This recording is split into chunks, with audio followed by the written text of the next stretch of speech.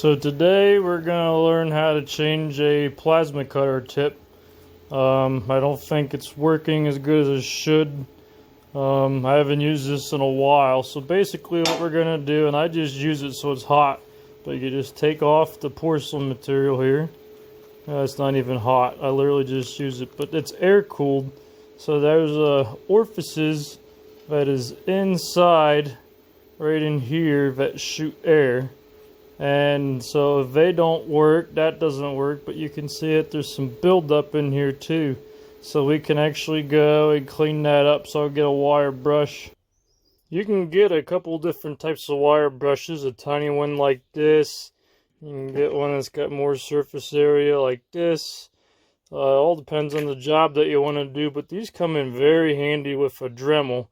And you just stick it in there, tighten it down as good as you can. Put the wrench on it, and then boom. You can let go of the release button, spin it once or twice just to make sure that it's not in the lock position when you turn it on. Make sure you always wear safety glasses when you do stuff like this with wire brushes. You want to make sure you have it on a low speed. That way the bristles don't want to fly off. That's the main reason why you want safety glasses more than anything, is because you never know when one of them bristles is going to fly off. One of them gets stuck in your eye. That's no good. We'll turn her up here a little bit yet. It's good to have something to stick it on so you can hold down on it a little bit better. It's still hard to push onto it. You got to get this slag off of here. Now normally this slag isn't supposed to be on here. See, that tip just finally came out of there? That is removable also. That's a replaceable tip. Now eventually, if you abuse this thing, you're going to have to get a new head. Now generally, these are very cheap anymore.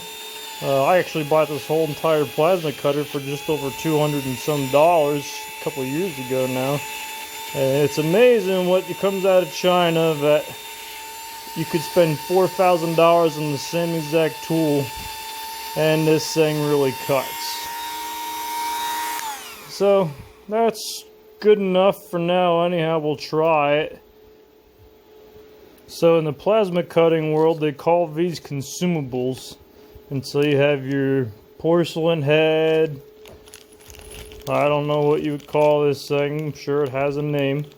But basically this is that piece that makes your conductor come out of the head. That's the piece we just pulled out of there.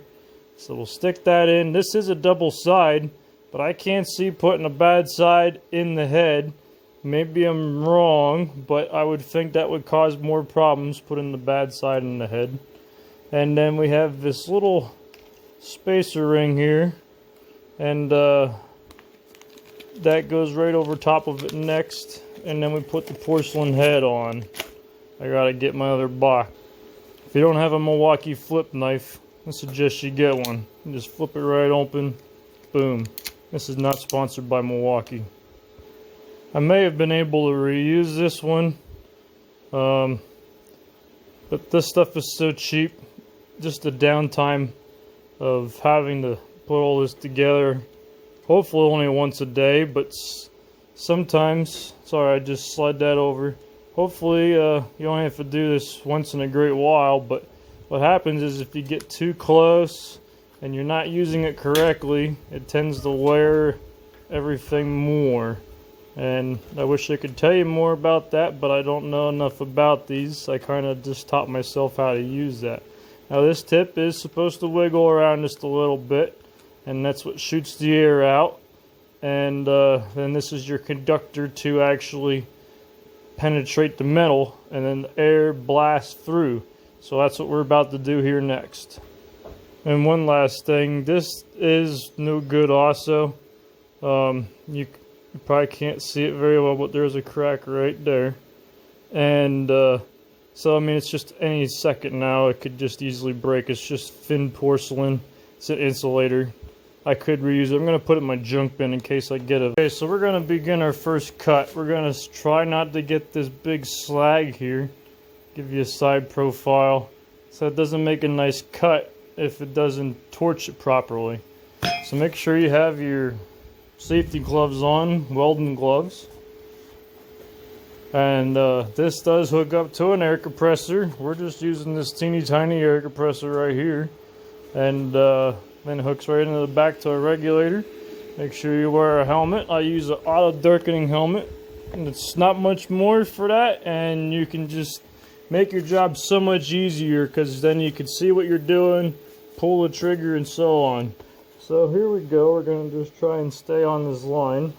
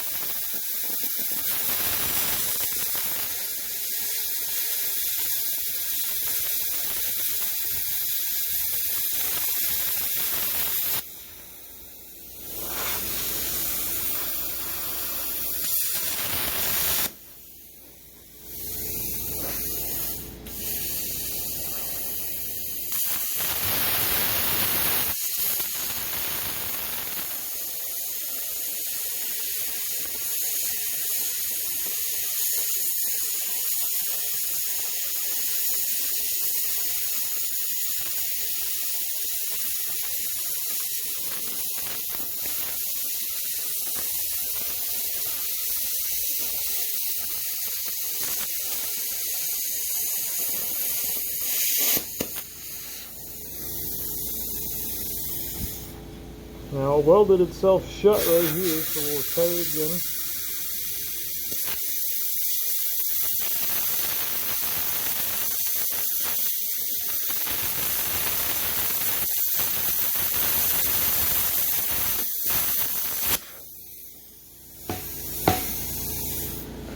It's really hard to get in the corners because the metal's thicker. However, you can see that's where it is, so we'll try and cut that one more time also.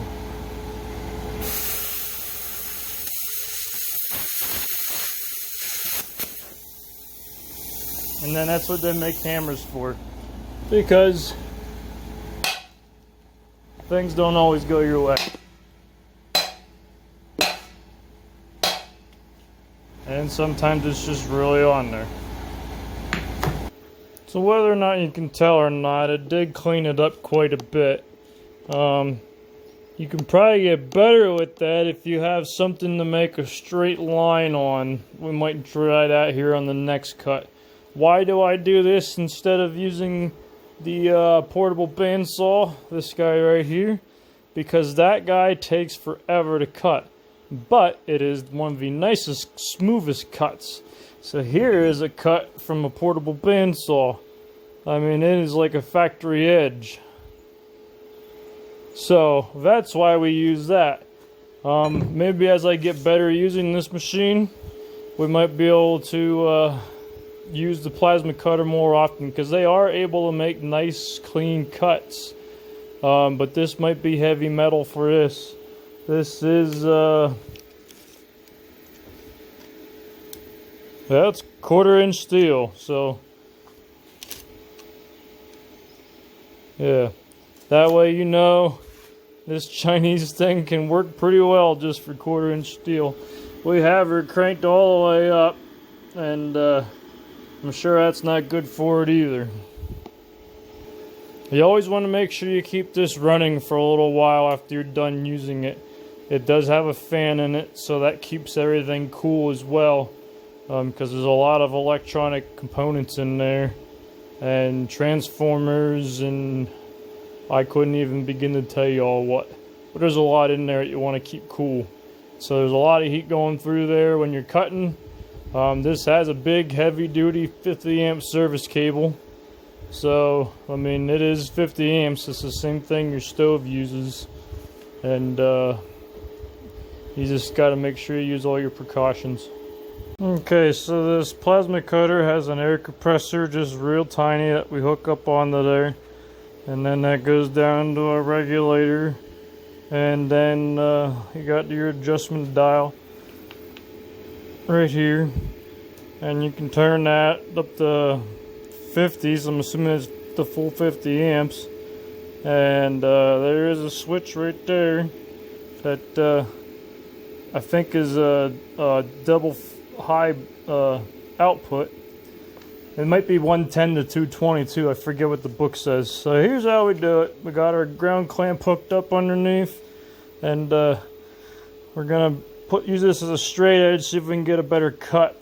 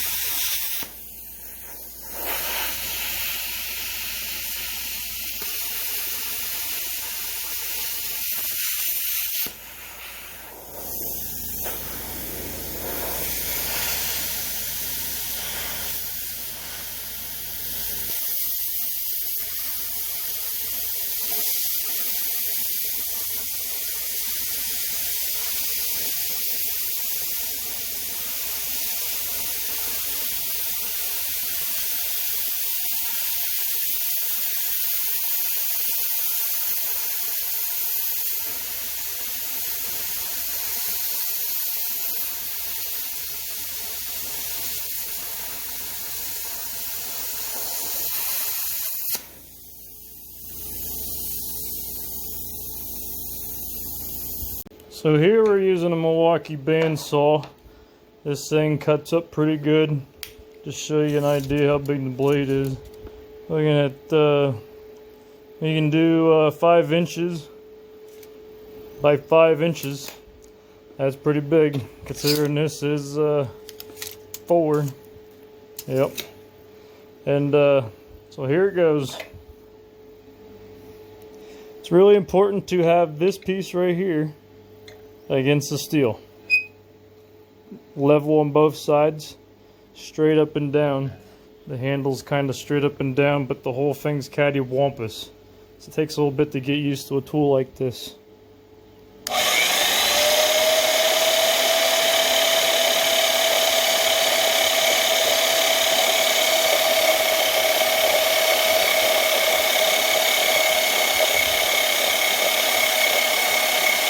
Now I'm starting from the back part of it, the part towards me, and work it towards the front. This gets kind of hard to hold on to. You want to make sure you pick up on the blade, but the option is to keep following the line more than anything.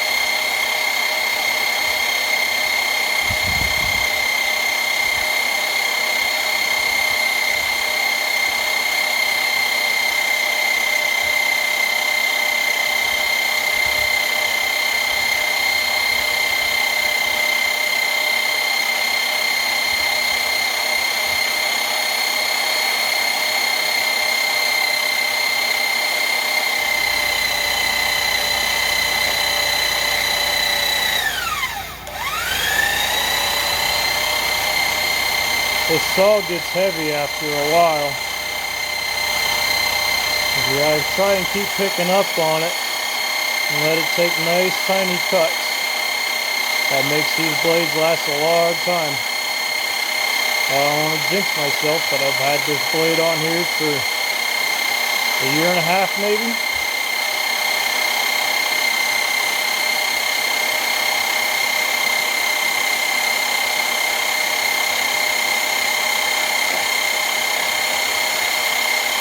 So Backwoods Homestead, if you'd like us and share it and subscribe, we'd appreciate that. And also, it helps you link up more videos that are like us, even if it isn't our videos.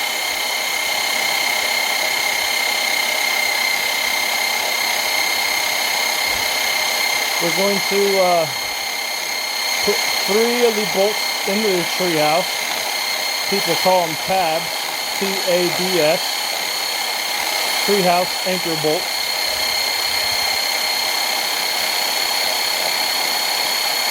And these are the brackets so they can slide back and forth. And now you hear it might be the blade's kind of bouncing around a little bit. That's bad. So that strips the teeth out.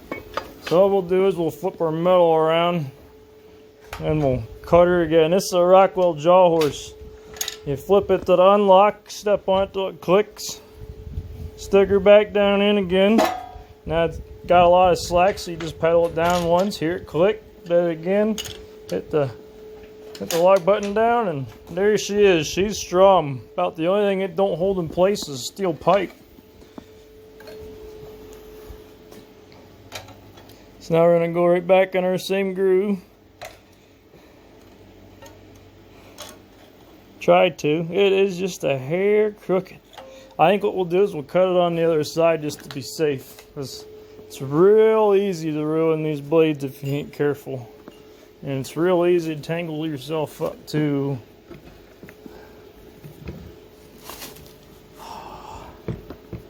Especially if you go the wrong way. So here we go, and we'll finish the cut. Make sure you watch your feet or have a way for it to bounce somewhere. Because this is heavy steel coming down.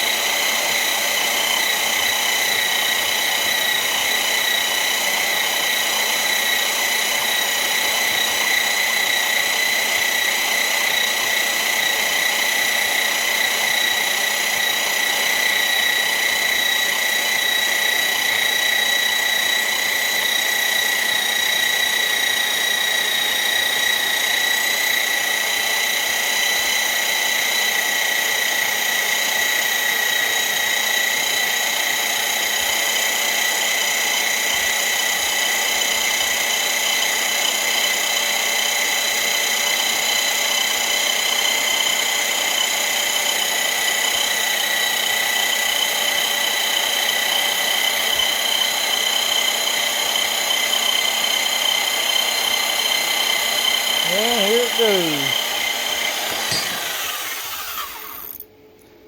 Well, you saw how much longer that took, but you got that nice clean edge. Now we used the bandsaw because the small spacers we're using, we need to be exactly the same height so we don't throw our level off for the tree.